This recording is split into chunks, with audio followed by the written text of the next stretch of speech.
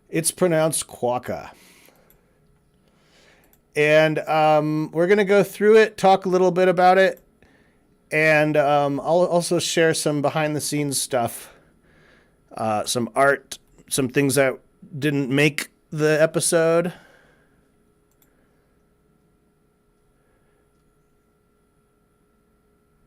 I'm dropping frames. It looks like. I don't know much about my settings here, but let's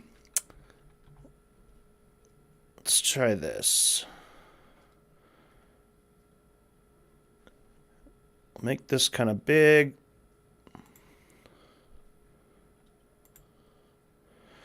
All right, obviously the very opening are a lot of stuff we saw in the first video featuring the Quokkas. Basically just did a quick recap. This opening shot is just something like very early on I was just drawing and I wanted to make establishing shots of Australia. Just like, how would we know we're in Australia? So that's what I did. The stream's current bitrate is lower than recommended. How do I don't know how to do bit rates. Nobody ever asked me what bit rate it should be.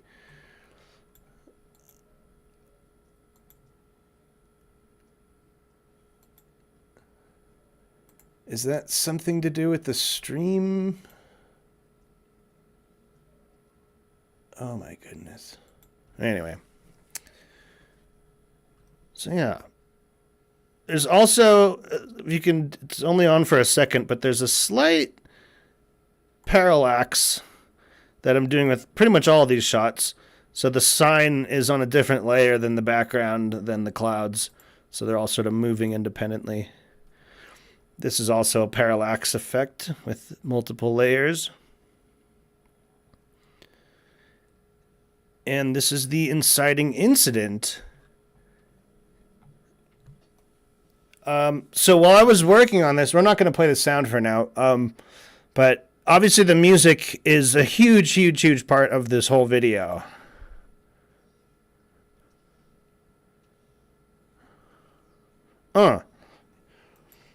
Sounds great.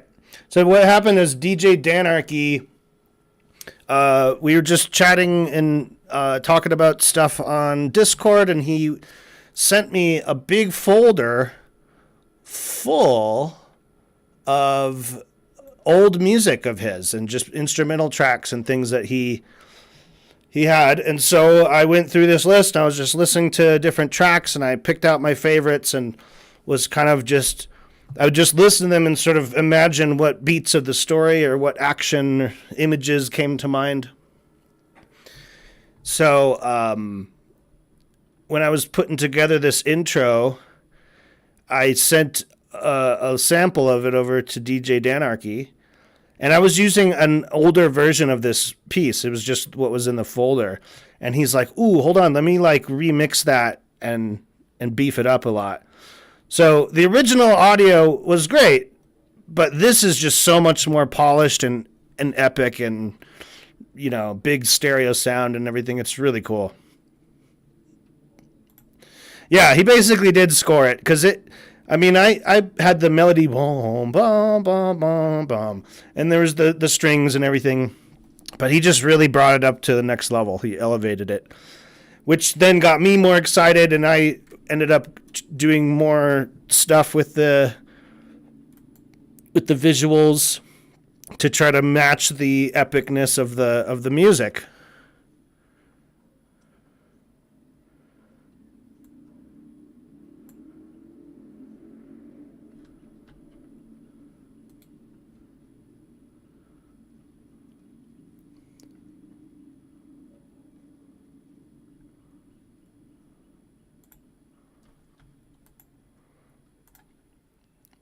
The sad Quokka. When I was first making this, I didn't know how many Quokkas were going to end up being characters. But basically the idea was that it would be sort of a twist, right? Like, we think it's just them saving this quokka, but it turns out that they get saved by the quokka, or a different quokka in this case, the barrister, who still doesn't have a name. And this quokka does have a name, and you can find it in some of these little Easter eggs throughout the video. If you pause and read some of the documents in the law team scenes, you'll learn this little silly guy's name.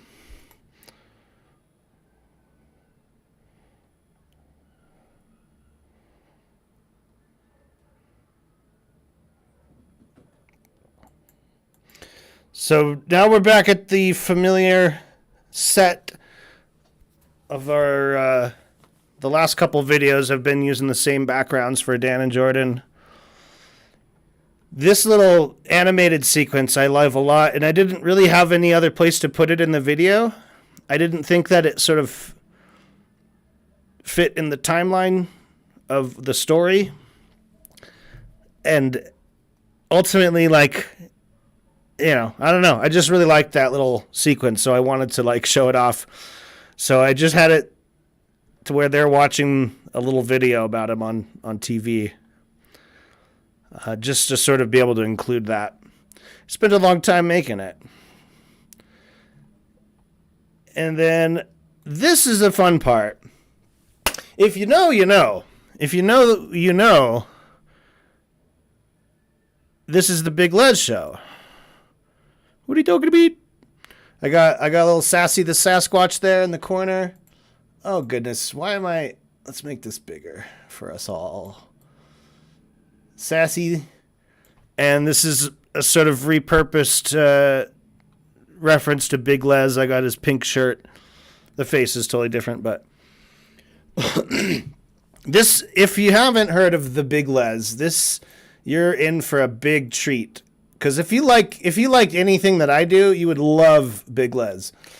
The Big Les show is probably one of the big inspirations that got me doing this in the first place. I don't think I would be doing this if it weren't for Big Les. So there's my little tribute. That's Sassy the Sasquatch. And they're correcting the pronunciation. This is a kookaburra. Again, no real reason to have it there other than just to say, hey, this is Australia, if you couldn't tell from the accents.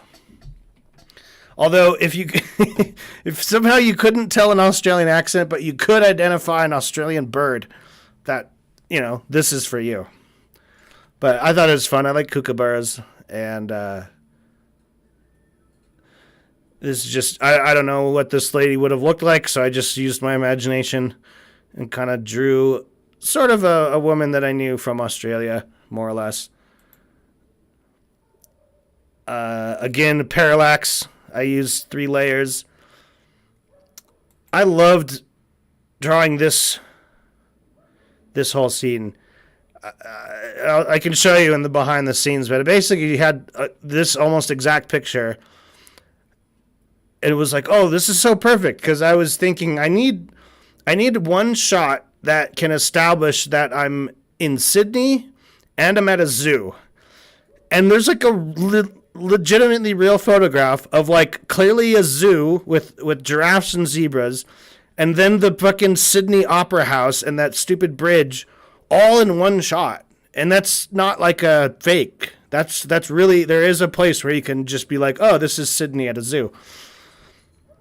And so I used that as the reference picture because it was just too perfect. And again, it's just my imagination of Simon from Sydney. He was talking sort of, you know, educationally about the animals, so I made him a zookeeper. This is a real picture from in Perth.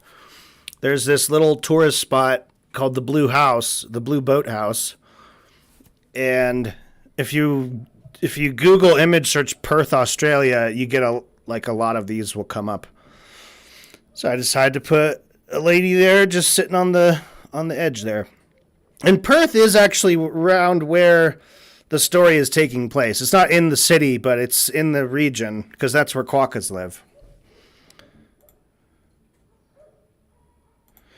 And this, I don't even remember the name of it, but it's this big ass rock in somewhere in the Australian bush that I kind of, just for time, this episode was getting so long, I had to make these all really quick cuts. So you don't really get a lot of time to enjoy. And I don't think you ever see the whole thing because the guy's in front of it. But I spent a decent amount of time just like replicating this big rock and then having this guy drive by it. And he originally had a much longer. He's like, all of you are wrong. It's Quokka. It's not Quokko. It's not Quacker. It's not whoever. It's Quokka. Like he just goes on and on. But for time, it just I needed the video to flow, so we only got a very quick little shot of each of these Australian folks. And if you're a Homestar Runner fan, you know this answering machine.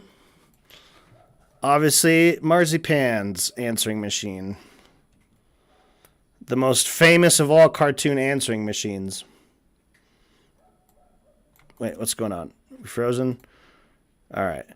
Everyone's going to be yelling quack at me. Okay, this music is great.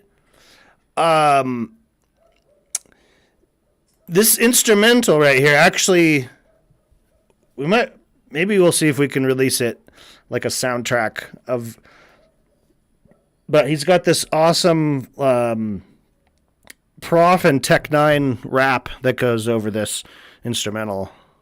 That's super sick.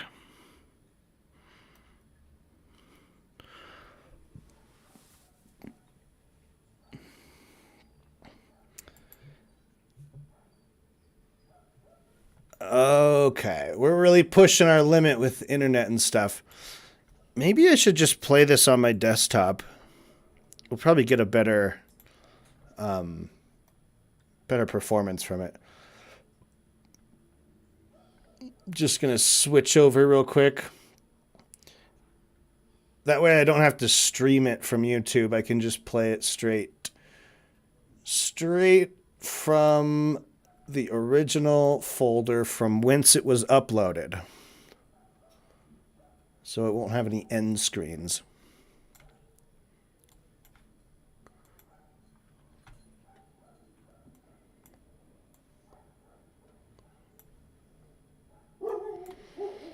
So anyway, we're here. Yeah.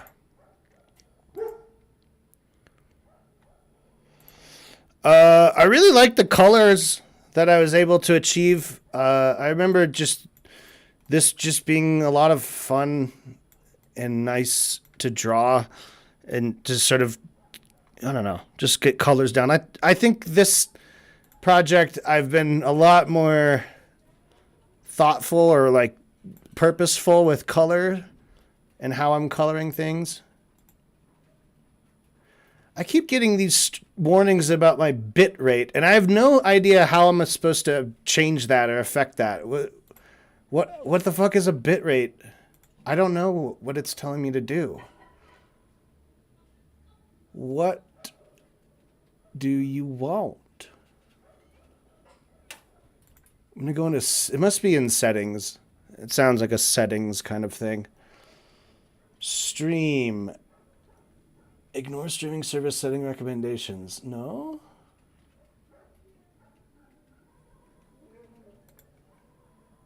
Oh, okay. What does it recommend?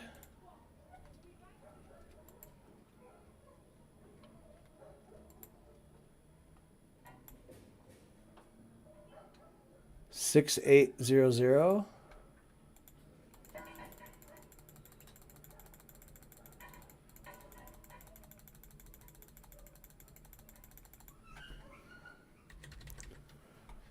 Okay.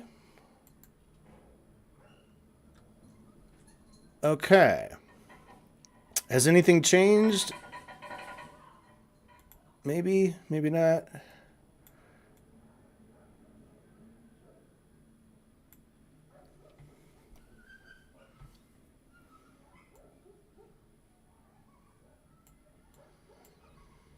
All right, we're in the middle here. So anyway, I'm just complimenting myself about the colors.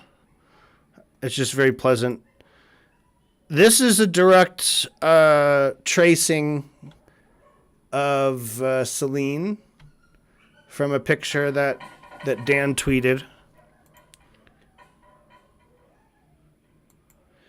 If you Google search Quokkas, you'll also find the models I used for all of these guys.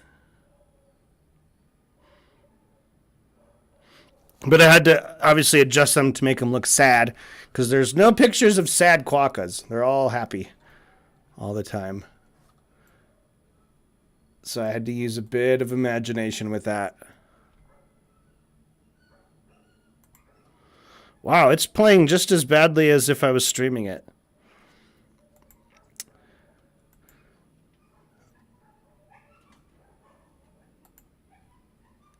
The Celine expressions are good, so emotive. Thank you. It's just little things. It's just moving the eyes, you know? You change the angle of the eye just a little bit. You can sort of see these different expressions in there. So another fun artistic challenge with this is I didn't want to have dialogue. I didn't want to have animal voices. I didn't want scripts. A lot of that stuff would have slowed me down a hell of a lot. Choosing exactly how to word something, I can't. But telling the story through images and pictures and thoughts, I think, is more compelling to watch, or it's just something different. And then you don't have to find the words, you know? Someone else can find the words and say what it is. In my mind, though, he's saying, kangaroos are fucking cops. And then Celine's like, what? And then, obviously, they explain the cycle of crime and punishment in marsupial, or I guess macropod societies. And the quokkas are at the bottom of the totem pole, the bottom of the thing. Hello, Luke. And Celine says, well, we're pirates. And we think wallabies and quokkas and me and Bondeni and every other animal are all on the same level.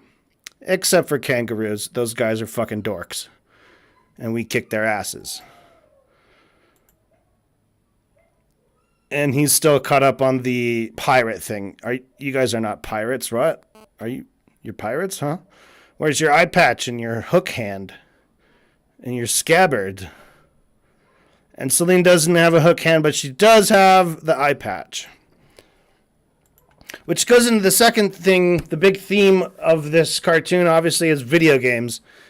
And as a amateur animator, I have to get creative about what I'm physically able to like construct.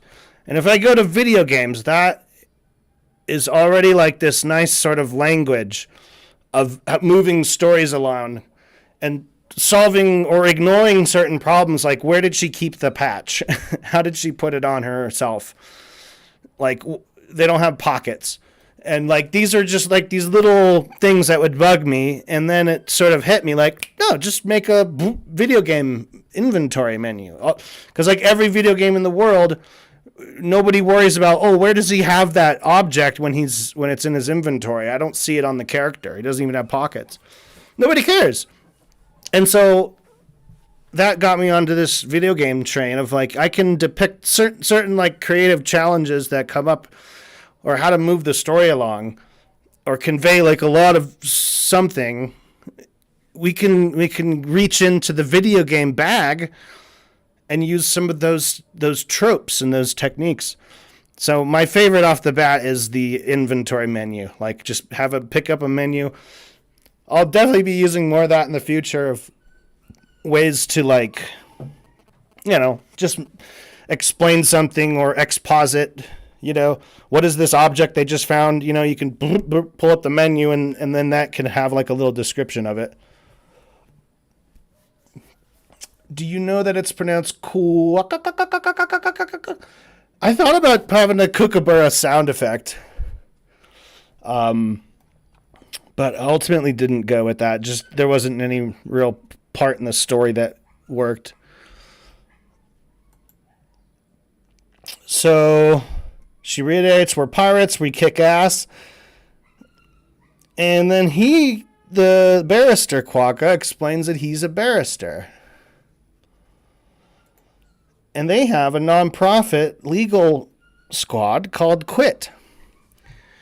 If you're using a laptop, make sure the power setting is performance mode and not power saving. I'm not using a laptop. I'm using a desktop, unfortunately. But I did change the bit rate in my settings, and it's not yelling at me about that in particular anymore.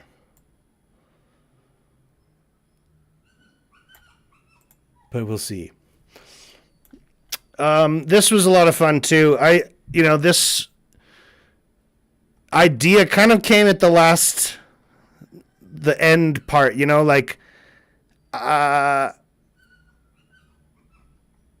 in this story, I just had them go from this part where they're fighting the kangaroo to the door puzzle, and I had them going straight here to this. And then I was going to have them get captured and then have the Quokka just bust in. But it seemed like it didn't really quite make a lot of sense why the Quokka would suddenly just bust in at that moment and what they were actually doing and stuff. So I added this whole thing about the Quokka legal team. And then that ended up becoming the crux of what's their conflict. Is Celine wants to go in and kick ass and rescue the Quokka. The Quokkas understand that this is way too difficult, and the only way is through this sort of slow march of doing the paperwork, doing the work. And it's not just one person, it's a whole team of people working tirelessly to do sometimes really simple things like making copies and typing stuff up and reading codes and stuff. So that led all to this little cut in here, and then this longer sequence, which I love. I think this is still my favorite part of the whole thing, because it's just we have all the gritty adventure. They're in the caves, and then it's interrupted by this nice change of pace, change of color, and I think it helps move the story in a good way, where it sort of explains what they've been up to in the meantime, and then having the cockatoo come and warn them.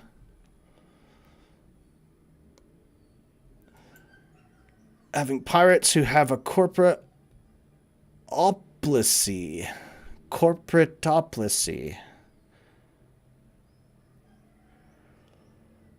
I don't know what that is. Corporate.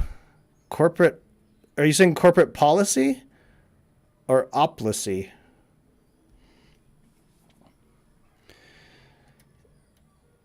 Yeah, this was great. And then it was really the music. This was one example where the music came first. I had the music in mind before I started doing any of the drawing and sequencing. Or I think maybe it was at the same time. I was drawing drawing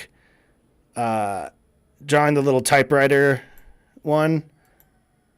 And then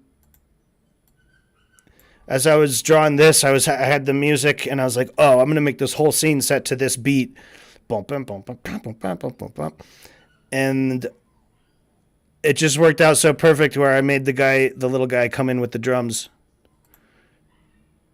Chit, chit, chit, chit, chit.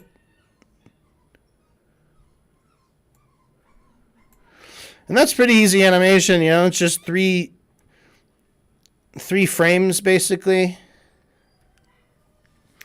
And just syncing it up with the music was fairly easy, but it was kind of, just one of those things. this could have been so much longer. If I didn't want to be gratuitous. I didn't want to like linger too long on anything that wasn't just a quick gag. Like if you could appreciate the joke by pausing it, you know, or playing it back again. Sort of that's sort of what I think. It's like if I only have a quick shot of something that you really like, you're more likely to want to go back and watch it a second time, third time. So here's the whacked up charges they have. Okay, you said policy. That's right. Okay. One count attempted conspiracy to loiter. They didn't even get him on loitering. That's why was my joke. Is like they had like such a bullshit charge, and it's even bullshitter because he wasn't even doing that. It was attempted conspiracy. It's not even conspiracy. He just tried to and he was holding loitering paraphernalia, which was that little twig he was going to eat. Because you know if you're possessing that, it means you could stand around and do nothing. And then you get 190 months in the cell for that. Jaywalking should be on there. Yeah, exactly. It was that kind of thing. I think we'll get more of those kind of jokes because we still haven't done the trial. Like that's the next episode is going to be the actual kangaroo court. Or at least I think maybe the majority of the storyline will be happening before the trial.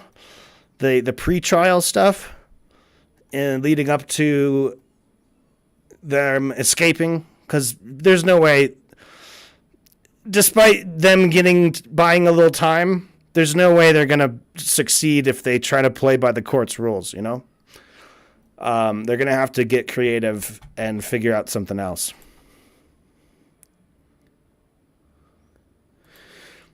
Okay, and I'm going to point out another little Easter egg. When we first meet the Quokka team,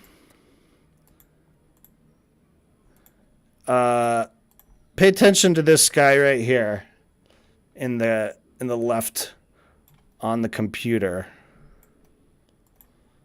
This guy right here. He's nodding off. I don't know if that really came across, but he's a sleepy guy. Yeah, he's so sleepy. And then there he is with his coffee. He had coffee because he was sleepy before. Now he has coffee. Okay. And then at the end of the night, after they've got that whole stack rejected, there he is curled up, taking a little nappy nap.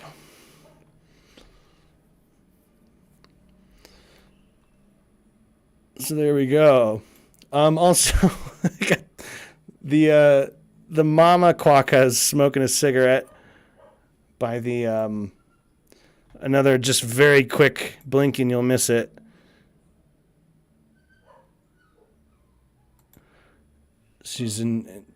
Everyone's all tired out, having a smoke. So anyway, marsupial law. They believe they can outweigh the scales of justice and live in peace and harmony. And Celine says that's bullshit. We kick ass because we're pirates. He again tries to express how dangerous it will be in there. There's thwomps and hordes of kangaroos. You dorks are going to die. And she's like, dorks? You're the dork. Let's talk about the sound effects here.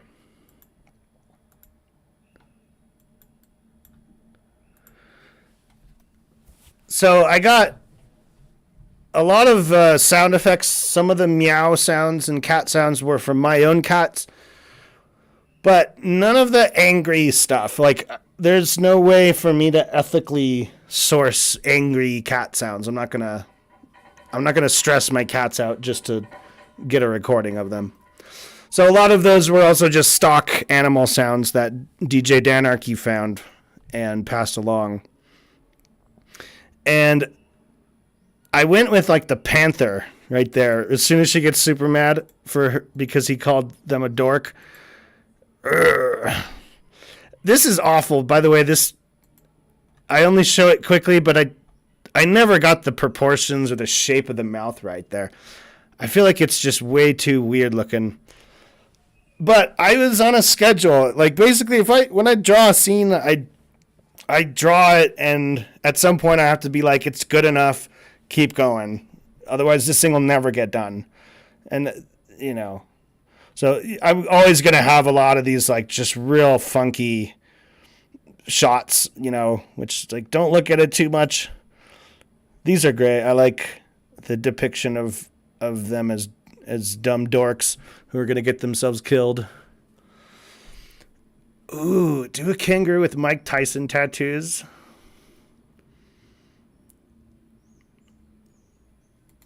What tattoos does Mike... I'm sure he has got lots of them. Is it like the face tattoo, you mean? Could do some face tattoos. I wouldn't want to make it look like a Maori, though. That's New Zealand, but I don't know. Yeah.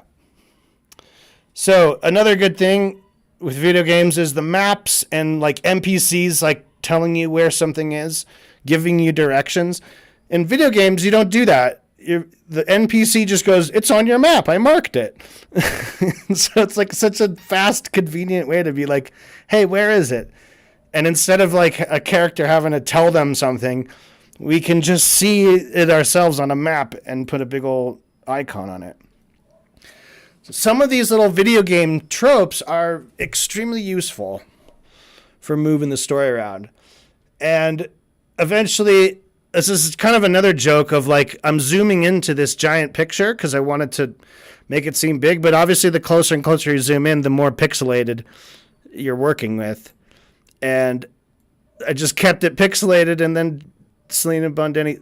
So like, I guess the kind of joke is like, from this big wide shot picture, these characters are still in the same picture. They're just become pixels once they get to the top corner there. So, yeah. Kangaroo fighting is called boxing. Yeah, that's funny. They actually, I didn't go with the boxing because a lot of cartoon kangaroos they have boxing gloves. And I thought about maybe doing that, but I thought it was just funnier to have them have spears. Like they just carry spears. Like why? Why not? Or some of them don't even. They just hop around. But then I thought it was also funny to have them like basically playing hacky sack with Celine in a bag. This was a lot of fun. This was like the first action scene that I put together with Dan Arky's music. And this is, I think, when it really snapped. Another fun fact, I drew this exact scene right here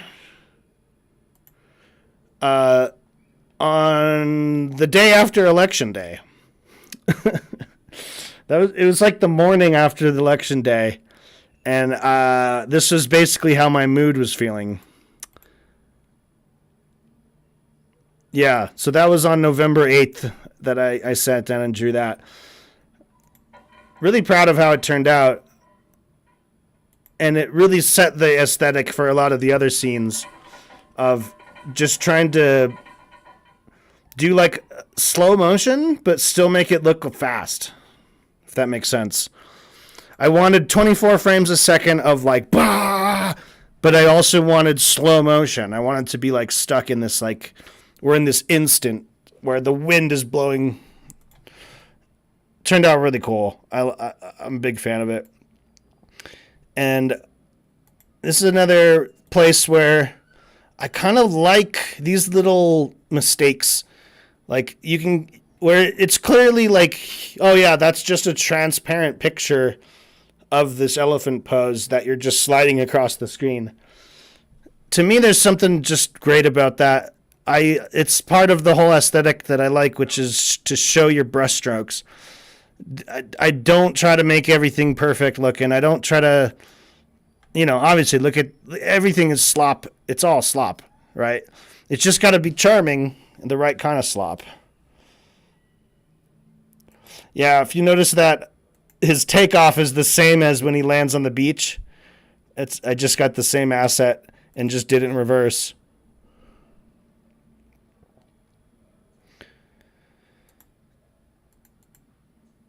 That's more of a cinema trope of not showing the actual impact, but just seeing the anticipation, the shadow cut to black, and then we see the aftermath.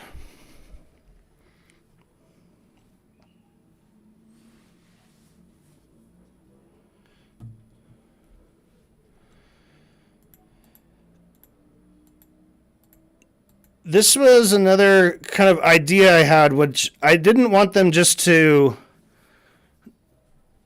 fight purely. I thought there has to be some kind of like a teamwork puzzle, and thinking like along the lines of the video games.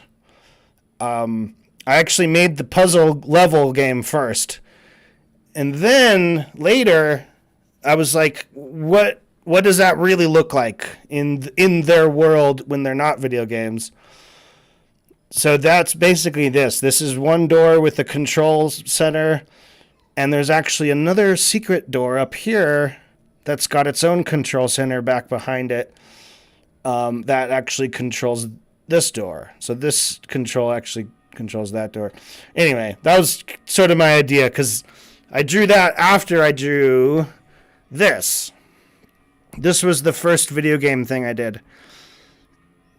It took kind of a long time, because I animated all of these. I drew all of these as individual assets in Krita, like the buttons and and the cubes and the two characters. And then I put them into DaVinci Resolve. And so I had like two different, like I had the blue button and blue door was one asset. And so I just had like either opening or closing animation. And the same with the red door.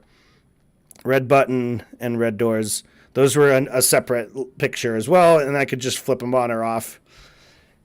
And then with the characters, I basically had like two poses, or three. There's the idle, where she's just wiggling her tail. That's two poses. And then the walking, which is two poses. And the jumping, which is one pose. And then just kind of like, from that point, I had to figure out how they would solve the puzzle. Like, I just literally created a puzzle that I couldn't solve. Because how are you supposed to get both of them through both doors? And the only way I could figure is if using these blocks. But then he couldn't get the second block up there. I mean, maybe he could have, but I don't know. I just thought it'd be funny. And the first thing that came to mind was just prop open the door with a block, and then Celine can jump in. So that's fun. The background music is something I found on freesound.org, which is a great website for sound effects and stuff that are free and sound.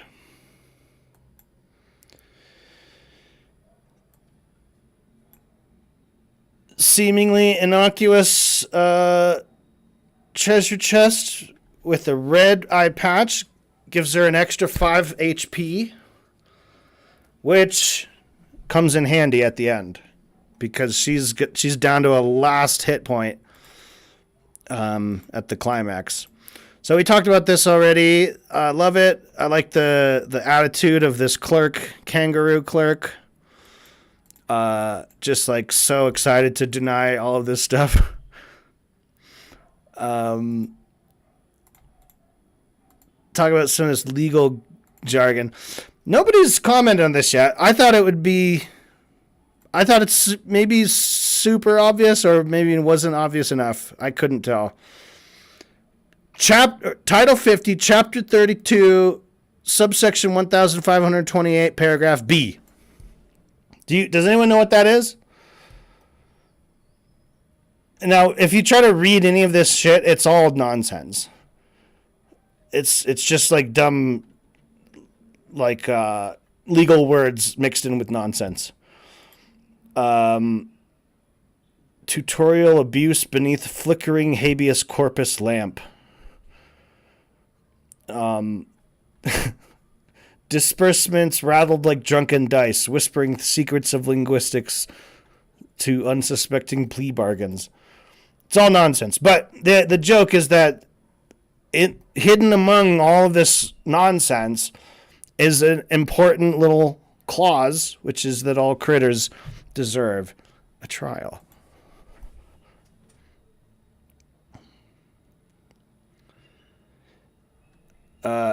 Notice here the clerk, before he even gets there, reaches for the red stamp, ready to just deny it, but then is shocked because he finally got one over on him.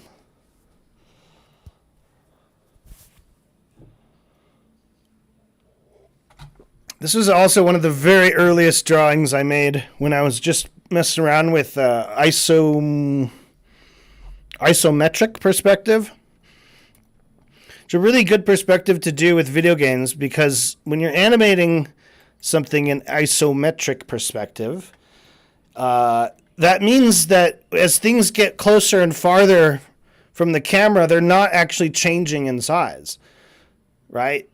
Like usually if you do like a 1 point perspective, if something's moving off to the left or off to the right and moving away from you, it has to shrink and grow. And it just gets super complicated from that point. But with isometric, you can just take the same size and just place it anywhere on there, and it's the correct size. Like, there's basically no vanishing points. So, I didn't really use it too much. This only came up in this little quick scene and one other. But it's a cool kind of thing to experiment with. To give it that video game look. And it just makes animating stuff way easier to conceptualize because you don't have to worry about that relative size difference.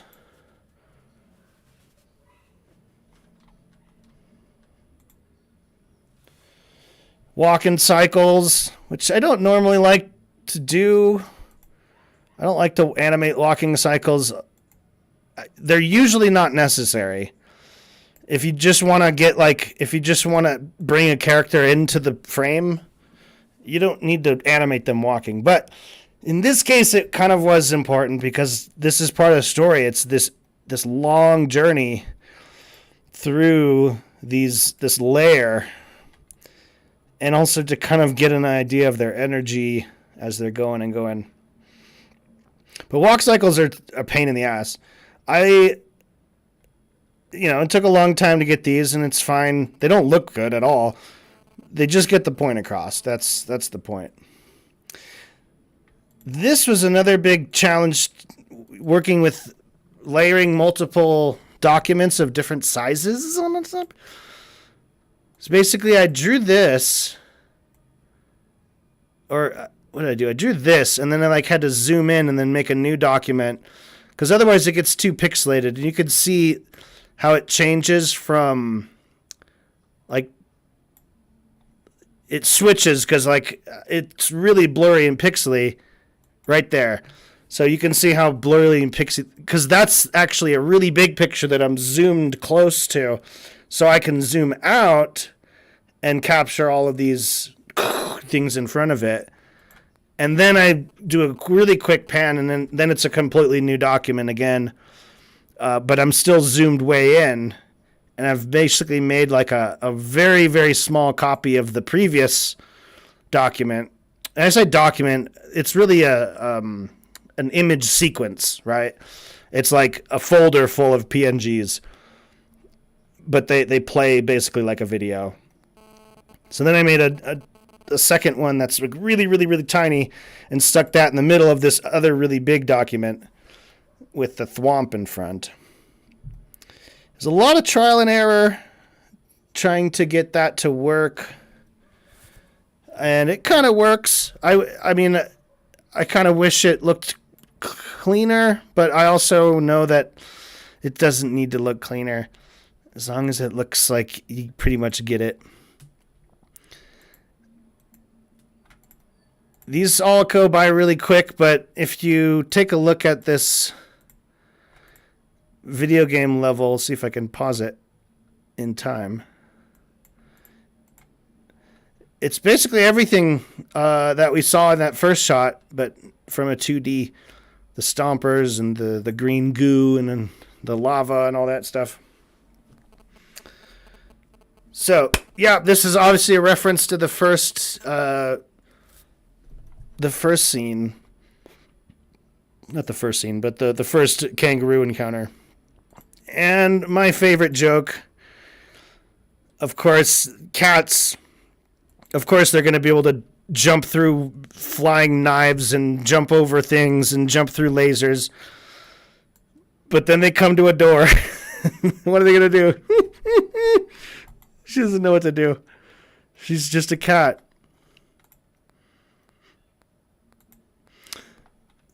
Yeah, it's funny. My cats do exactly the same thing. In fact, the sound you hear is me basically trying to imitate my cat on my own front door, the metal front door that I have. Yeah, and then they get busted. If you pay attention, these have always been the same pictures. I reuse assets all the time. Oh shit, you can't even see. I didn't realize I'm so zoomed in. But yeah, I'm reusing assets all the time. That's huge time-saving thing. And it kind of also just helps for continuity. This is there's fireworks going off. Those are celebratory. No need to worry. I like the expressions I was able to get with this little sequence. Just aww.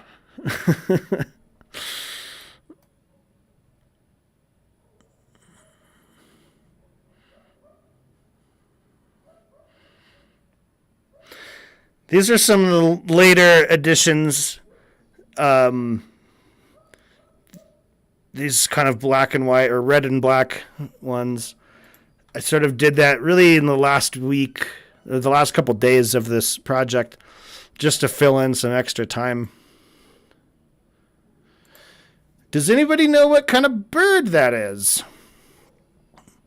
I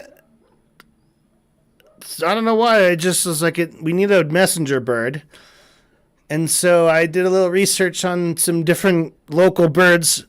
And instead of the kookaburra, I went with this little guy. And if you are a birdie person, you might know what this is. But it is an Australian bird.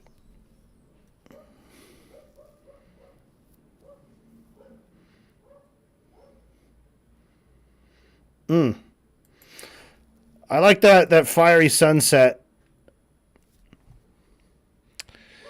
I did pretty good with that. I kind of wish I could use it more.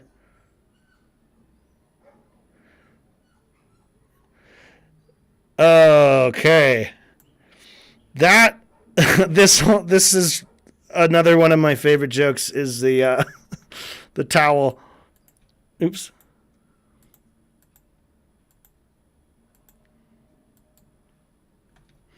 So yeah, if you go to the vet or something, a cat can be quite ferocious, but it's only a powerful tool to have is a towel. It's like, oh, we're just gonna towel you.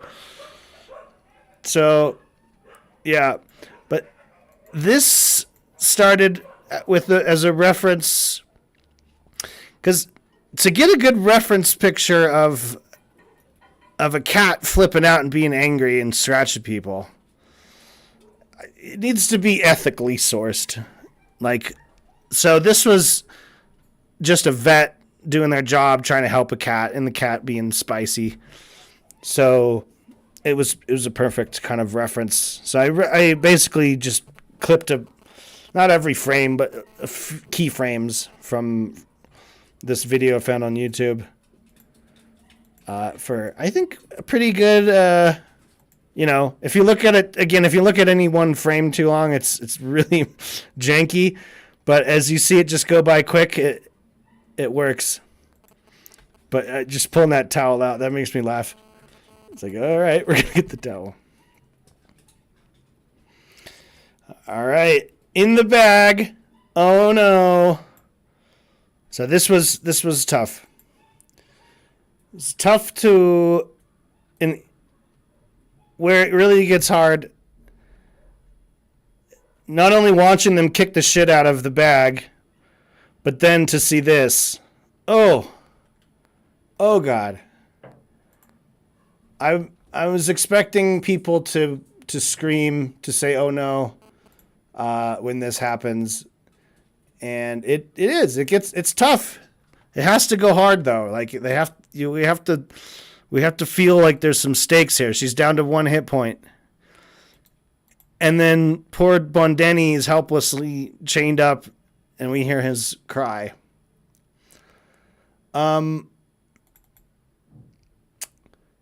Here's the thing about that. I want to show you guys something. A little behind the scenes, as we like to do. Let me just find it here.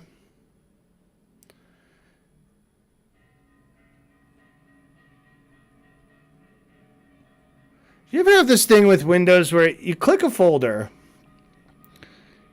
and I click on this folder, and usually the folders will sort of be sorted the same way you had them sorted before. And for my folders, it puts all the folders on top and then has all the items in the folder on the bottom. Okay, now it has it. If I click away to a different folder, okay, now let's go back. Now it's all out of order again. And then it has to do this whole routine where it's like, hold on. Let me put everything back in order. Like, I don't want that. Like, literally, while it's doing this, I can't do anything. I can scroll, I can look at them, but it's going to just refresh and change everything. Every single time I click on the folder, it's like, it's as if it was like, oh shit, sorry, I didn't mean to be rearranged in a different order. I just want it to be however it is, and then I want to be able to go and resort it.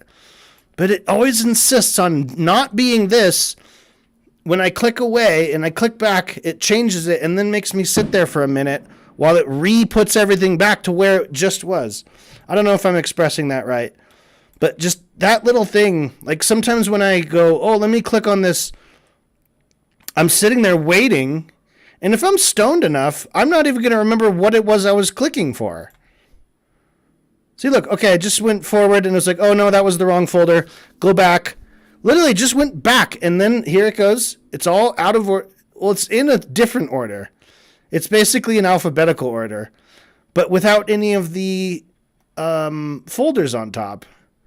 So again, I'm waiting. How long's it been? 15 seconds? 20 seconds? All because I accidentally clicked the wrong subfolder. All right, let's look at some behind the scenes, because I want to show everybody that this was actually done on a green screen in a controlled environment. Celine was never in any harm. You see? They actually brought in a dummy cat, which that's the cat that was in the bag when you saw the kangaroos kicking the shit out of it. Celine was safely away here getting her makeup done for that brutal scene where it looks like she's all hurt. This is pet-friendly, pet-safe makeup. And as you can see, everyone's having a good time. It's all just for fun. All right? And that's the kind of Hollywood magic, you know? So it really looks like she's getting abused or anything. No. They didn't really have spears in her face. Those were just little props on the stick. And so all those times that you saw, quote unquote, Celine in that duffel bag or rucksack, I don't know what you'd call that, burlap sack. It's actually her stunt dummy. I don't know what I'm gonna do. I thought about putting this on the end credits of this video. I might do that, but it might be in the future once I've got more episodes down. But yeah, the day after I animated all of that stuff in the actual video, I animated this, just showing the behind the scenes green screen and the makeup chair. All right. All right.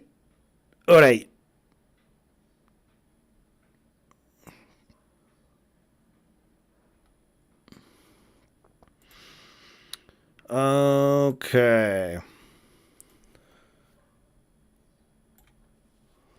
So anyway, we are going through the video again. Let me pull it back up.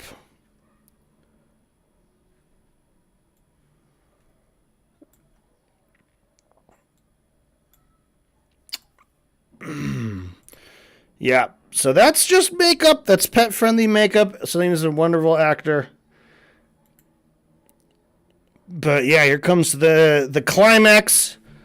And I really let the music guide all the pacing on this in terms of how to do every cut.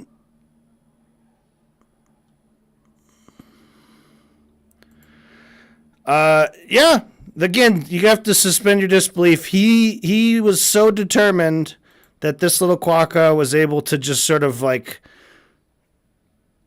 get that like anime energy to bust through a fucking brick wall and stay the execution.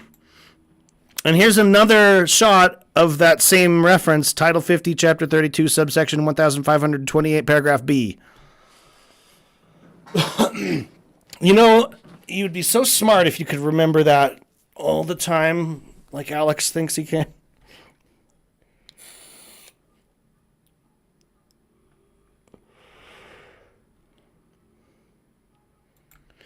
And this was just a very last minute joke that I thought about. Like, I think I came up with this like literally 2 or 3 days before I exported it, or before I uploaded it. And it just snapped that this is perfect. I have to cap it off with another callback to the video game, because we ended on, level 2-1.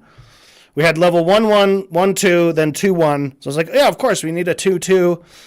And again, it was just this nice way to communicate the idea that the Quokka used documents and banished the kangaroos.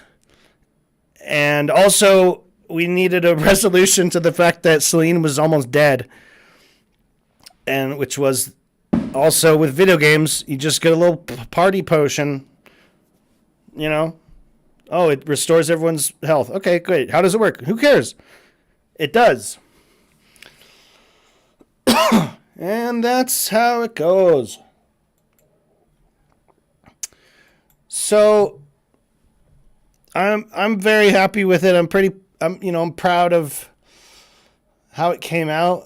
I'm really thankful to DJ Danarchy for really being a significant part of how this turned out. Because I really modeled everything around the music. The music was sort of the foundation of a lot of this.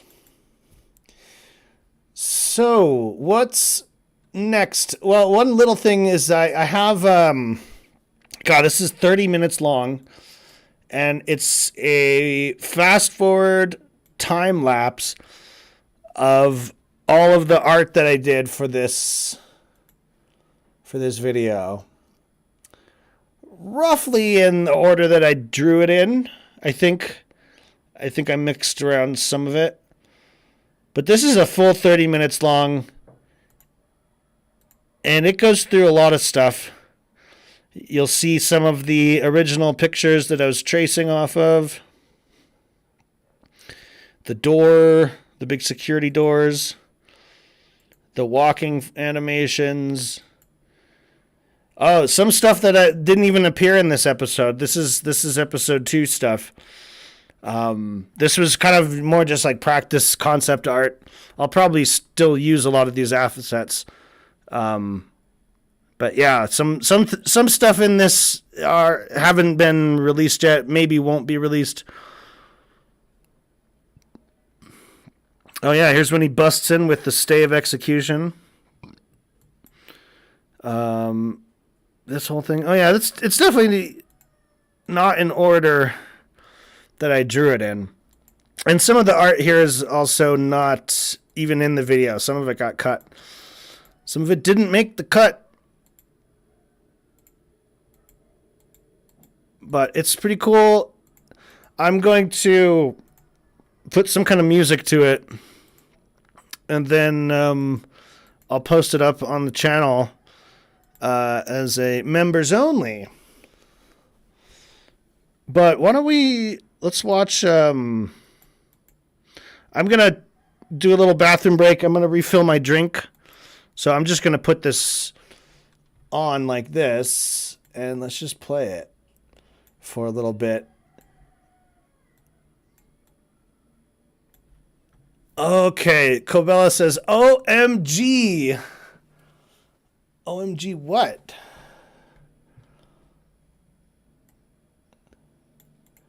Oh, by the way, check out my background.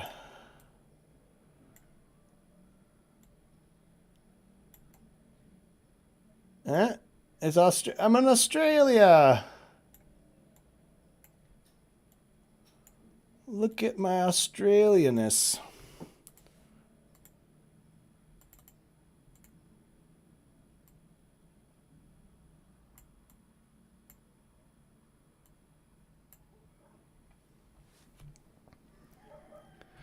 All right.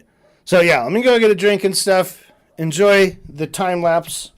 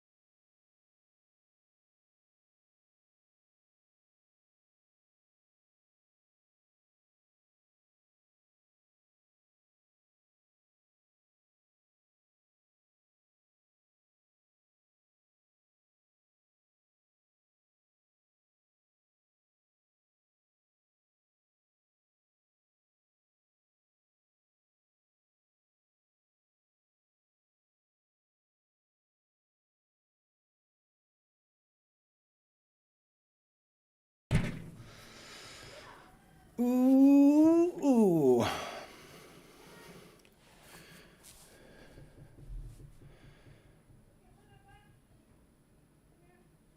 There it is. It's the black cockatoo.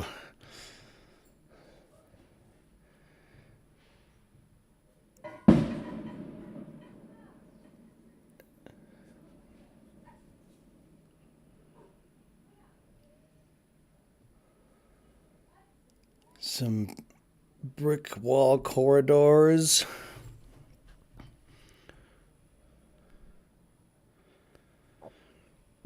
This is something I ended up not using. And I went for the vet. Oh, you're talking about the green screen scene. Okay, good.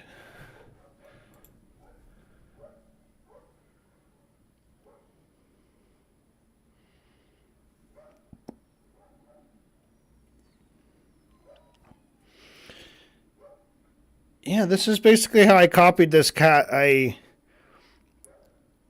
picked a few choice keyframes, outlined the paws, face, and stuff just with the orange color, as you can see. And then I have to, of course, remove the right eye to make it Celine and kind of adjust the color placements. Add the eye patch.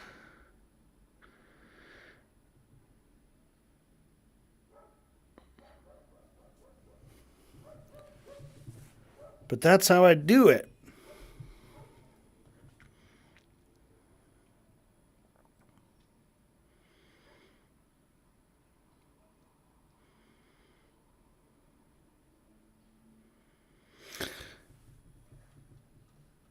So, that's a little taste of that. This is gonna get posted up on the second channel for members. We'll do another quick cap. Oh yeah, this is the towel gag. One of my favorite little jokes in there is them controlling Celine with a towel. You know, doors and towels. There's these little things that cats, you know, it's their weakness. This is the character, the barrister.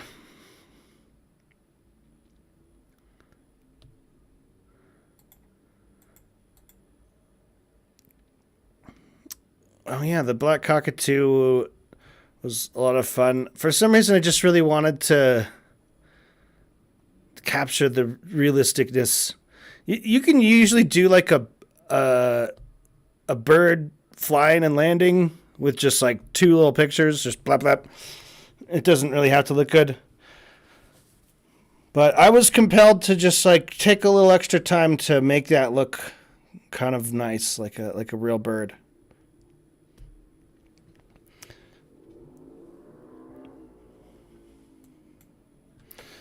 All right. So, what's next? There's actually a few questions about that. So I have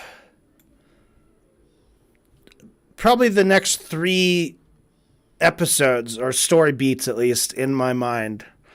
If we're going to introduce one character-ish per episode,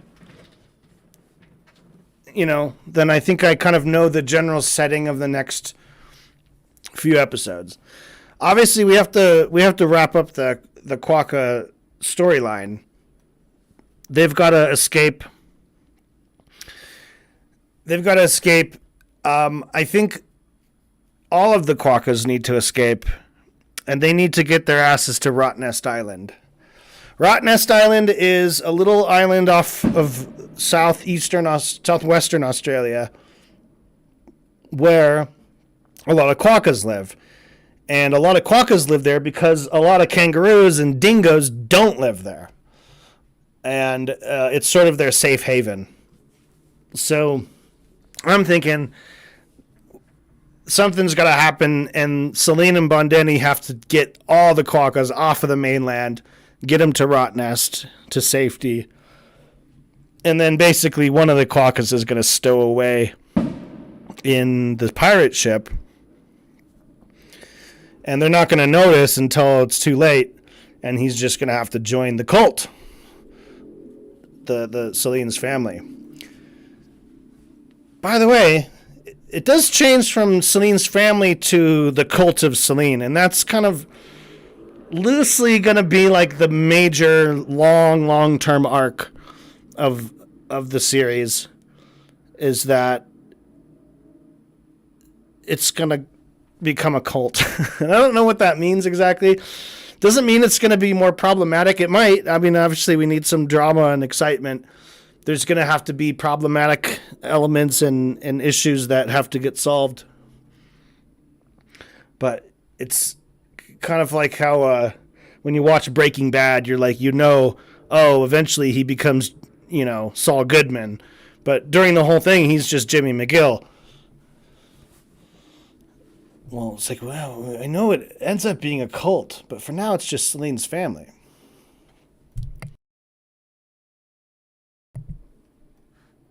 So, what is next? So here's an idea, though, because I also want to do some Dan and Jordan stuff. The Quokka story has there's a little bit more of Dan and Jordan clips to play, which is when somebody adopts a Quokka for them. And that's going to be included. I think that one might even end with the family all coming back to,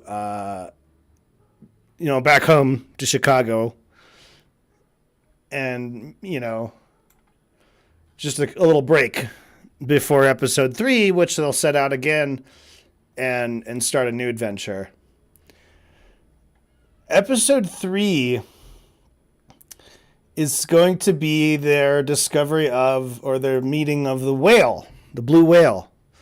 That's the next member, right? So it goes elephant, Quokka, blue whale. There just so happens to be, and we're going to pretend blue whales and sperm whales are all the same thing for just for the sake of storytelling. Because this is the moment when I think we can really marry Knowledge Fright Animated with Celine's Family Adventures. And that is in this episode where Alex goes to war against Joe Rogan. And he starts to compare himself to Moby Dick or to Captain What's-His-Fuck. But it's Captain Ahab. Anyway, so I'm going to play this for us now, and we're going to all listen. If you have ideas, suggestions, whatever, please put it in the comments. Even if this video's old, I'll still read them. This is the rough idea, and it might get trimmed because right now it's sitting at 8 minutes and 51 seconds. That's actually including the music at the end, so we're gonna listen to the music. But this is the idea that I have, not for episode 2, but for episode 3. Right, so we're thinking 2 episodes ahead right now, which maybe is a good thing, maybe is a bad thing. But don't worry, I'm going to deal with episode 2. But thinking ahead, this is going to be episode 3. And this is basically going to be more integrating Dan and Jordan with Celine's family story. All hinged on the thing that Alex says that he is the sea monster. I'm going to make a sea monster Alex. And the sea monster is going to be doing something regarding the whales, probably attacking them. Or the whales actually getting hunted by a ship. But it turns out that the real danger is this giant squid. Anyway, let's listen.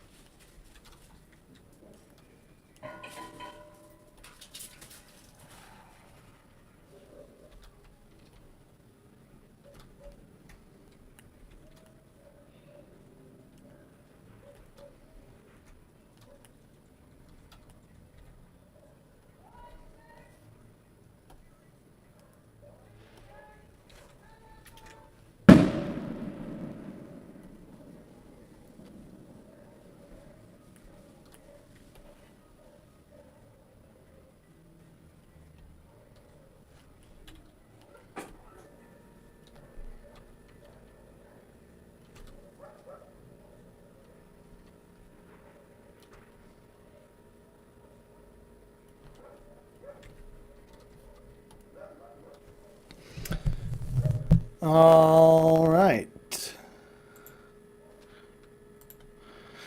Joe Rogan, metaphysically, is a Christmas hog. I accidentally wrote metaphysically.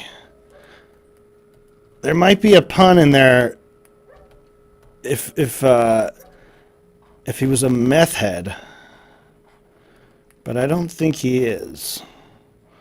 I don't think either Joe or Alex are meth heads themselves. I think they do much more expensive drugs. All right. So, yeah, this is going to be a longer time coming because, again, this is 2 videos from now. But I'm kind of just playing around with some ideas with how to do subtitles and text. Basically, Krita will make automatic time lapses of my drawings. So, for example, this is all being recorded every 1 second. I could probably raise that to like 2 seconds or something. But it records every pen stroke, and so it's something I can sort of consider as a lot of shortcuts to sort of animate as I'm drawing. Things like highlighting certain words by basically just doubling over them and writing other stuff really fast and quick and just let it go. You can also kind of in post-processing, you can do a lot with editing as well. But yeah, so I'm gonna test this out. I want to just line this up with when him saying Joe Rogan metaphysically is a Christmas hog, and I'm gonna string him up and gut him, or whatever the fuck he says. So basically, I'm gonna write the word metaphysically like 3 times over, change the colors, just to see if I can like animate it to where the text sort of appears, and then some certain words will pop out a little more as you're doing it. So I don't know. This is all just practicing, testing, and if it works, we'll use it. What else? So I don't know. There's not much else to talk about. I mean, unless there's questions, but the video only released last night at midnight, so it's still there's still a lot of viewers yet to see it who are subscribed. By the way, I got 3,700 subscribers last time I checked. That is pretty cool. Pretty cool to get 3,700 subscribers. How long would it take for me to talk to you all? 3,700 minutes. If we just talked for a minute each. Joe Rogan metaphysically is a Christmas hog. He sure is. All right. Let's save that for now. What else is on the thing? Okay, here's another video that's potentially on the on deck. And actually, this might be a way to get out a bit easier videos that are going to require a lot less settings, backdrops, characters, animation. And that is the limericks. Marty Schachter makes 3 appearances on Knowledge Fight with the limericks. He's the soap salesman who reads limericks, and Alex hates it. These are time travel. These are 2009 episodes. And there's basically 3 good cartoons in there. But I think I could actually just animate all of them at once.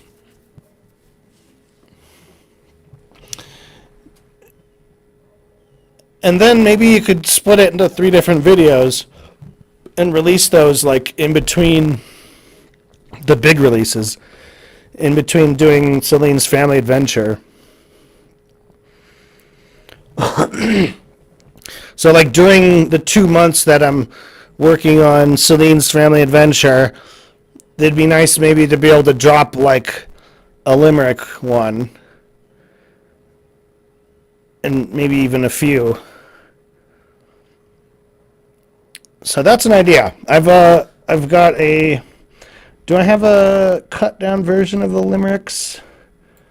I'm not sure if I do. Let's check.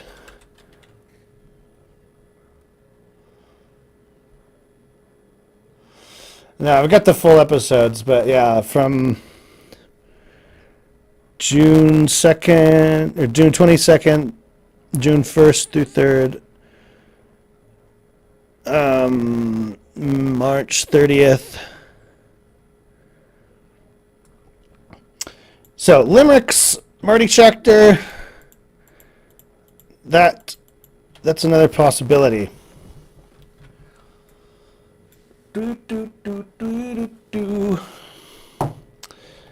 Well, what to do now? I think we might wrap up the stream if there's nothing else.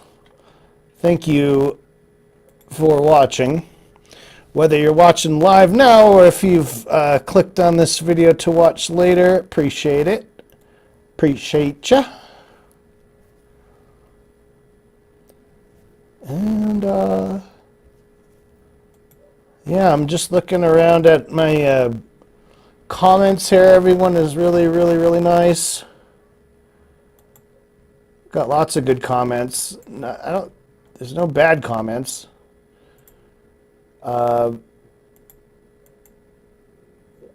Which makes sense. I imagine I'm going to get a bunch of kangaroo fanboys gonna come in and give me hell for portraying kangaroos as evil, and I'm willing to fight them on that, because kangaroos, of all the animals, kangaroos can go fuck off. I saw a video. Now, this video does not depict any animals dying. This video depicted a human being rescuing an animal from danger. What was the danger? The danger was being drowned by a kangaroo. And luckily, I don't even want to think about it, but this kangaroo was trying to drown someone's family pet and was going to do it, and this human came in and punched the kangaroo off, and it was all good. But man, when I saw that kangaroo just trying to drown a dog, I was like, fuck kangaroos, man. And they're not endangered or anything. They're like, quokkas are endangered. Koalas, lots of these, the black cockatoo, a lot of these animals are endangered. They're critical that we protect them and stuff. Fuck a kangaroo, man. There's swaths of them. There's so many kangaroos. And they're jerk asses. They're fascists.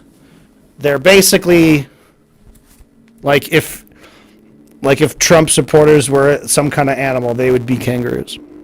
I said it. Come at me, kangaroo lobby. You bouncy fucks. You fucking macropod pieces of shit. Come for me. Well, that's enough. I'm very pleased with how everything turned out. Thank you for all your comments and all that shit. Please send me questions. Join the channel. Join the Discord. And participate in the think tank. That's where a lot of these big ideas are going to be. They're going to be on Discord in the think tank. So I encourage you all to come on and join. Give us your thinks, your thoughts. Throw them in the tank. And we'll see where it goes. There's a lot of work to do, a lot of drawing to do, and I'm excited for that. But it is going to be a long time.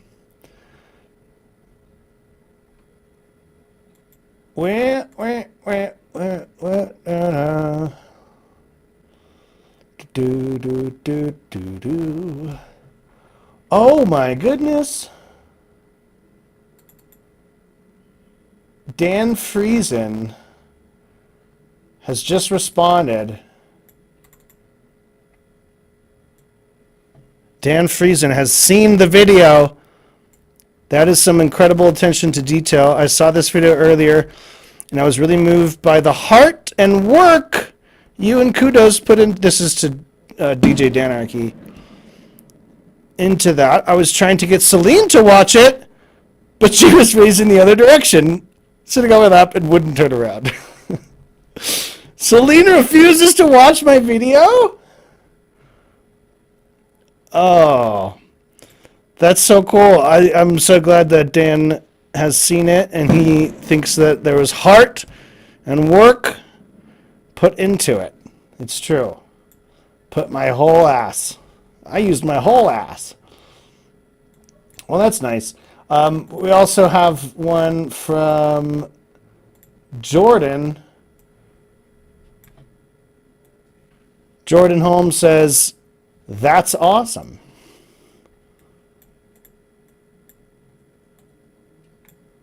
All right. That's really, really nice, though. All right. Well, that's a great way to end the stream. The boys are the podcast boys approve. So that's good. That's good. I'm happy about that. All right. Goodbye, everybody. We'll see you soon. Maybe here on New Year's Eve. Let's see. Let's see how it goes. Let's see how I feel.